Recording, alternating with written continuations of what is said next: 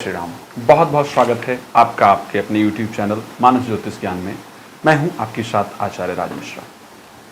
एक न्यूज़ देखा जाए तो बहुत कल आज जोरों पर है कि ग्रहण आ रहा है। 3 ग्रहण एक लाइन में पड़ने वाले हैं और 3 ग्रहण का जो प्रभाव होगा वो बहुत खराब होगा। कोई कह रहा है बहुत खराब होगा, कोई कह रहा है बहुत अच्छा होगा।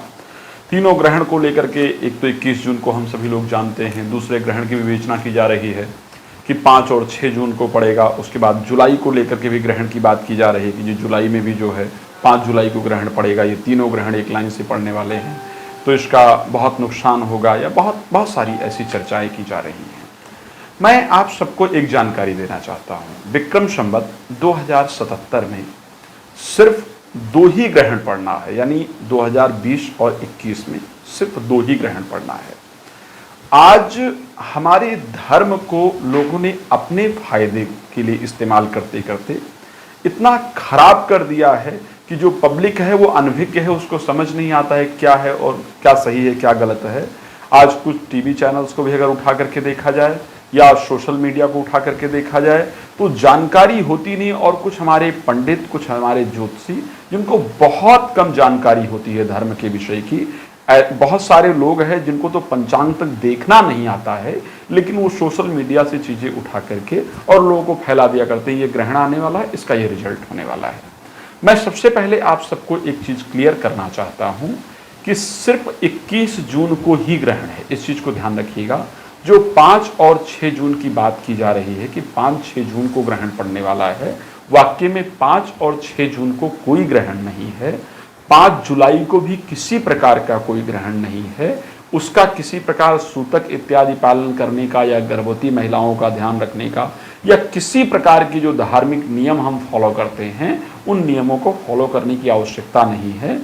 5 जून को क्या हो रहा है वास्तविकता में, चंद्रमा कई बार पूर्णमासी को उपछाया में प्रवेश करता है और वहां से उपछाया शंकु से ही बाहर निकल जाया करता है।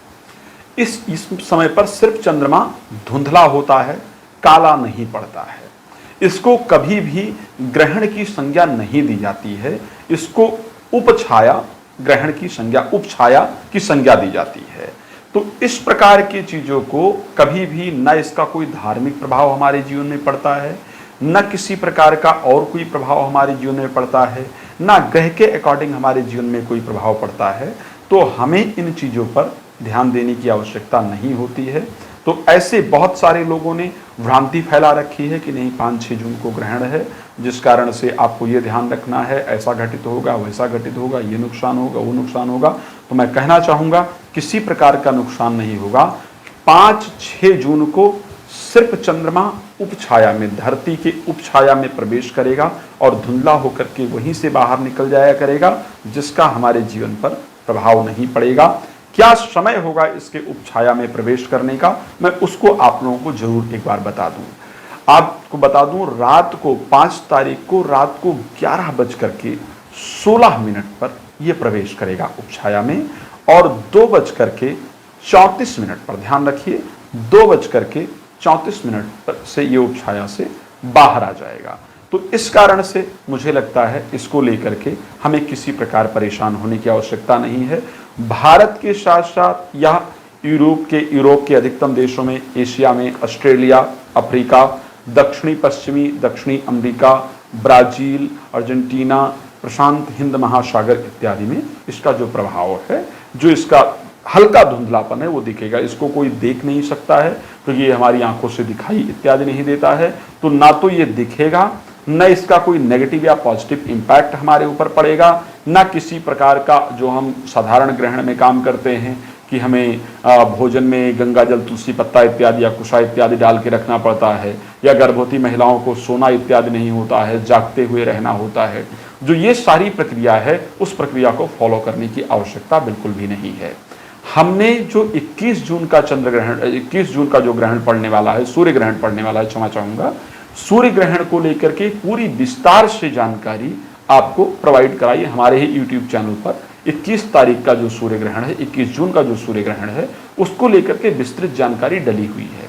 अगर आपको किसी भी प्रकार की जानकारी वहां से प्राप्त करनी है तो प्लीज आप जाकर के उसको विस्तार से देख सकते हैं। इसी प्रकार 5 जुलाई को भी उपछाया ग्रहण ही होगा, तो इसको लेकर के भी आपको परेशान होने की आवश्यकता नहीं है। ये भी उसी प्रकार से इटली में, फ्रांस में, इंग्लैंड में, आयरलैंड में, बेल्जियम में, जर्मनी में, हॉलैंड में ऐसी जगह पर दिखाई देने वाला है। भारत में तो इस उपछाया का भी प्रभाव किसी प्रकार का नहीं पड़ने वाला है। तो इसलिए आप लोगों से निवेदन करूंगा, किसी प्रकार की भ्रांति में ना आए। आज के समाज में अधिकतम जो लोग हैं, क्योंकि हमारा जो धर्म है वो बहुत बेहतरीन धर्म है, और जो हमारी पब्लिक है, जो आप लोग हैं, वो धर्म को बड़ी श्रद्धा से पालन करते हैं।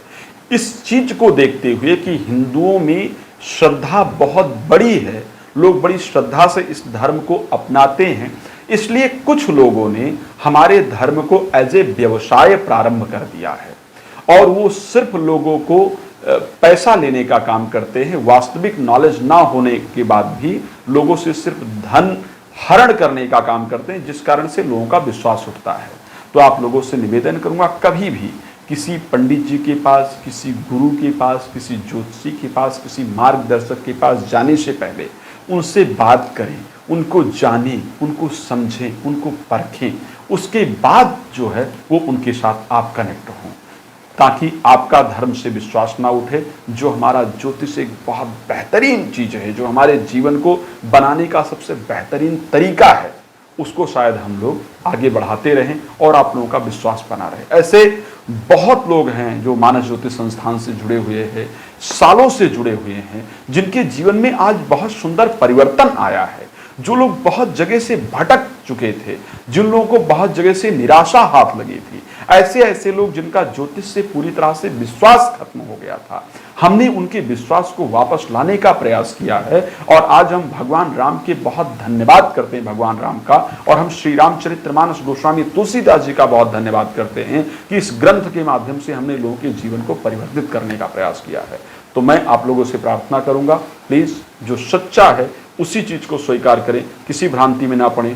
5 जून को किसी प्रकार का ग्रहण नहीं। आप लोग खुश रहें, परिवार के साथ रहें, आपका परिवार प्रसन्न रहे। इन्हीं शुभकामनाओं के साथ मैं अपनी वाणी को विराम दूंगा। जय श्री राम।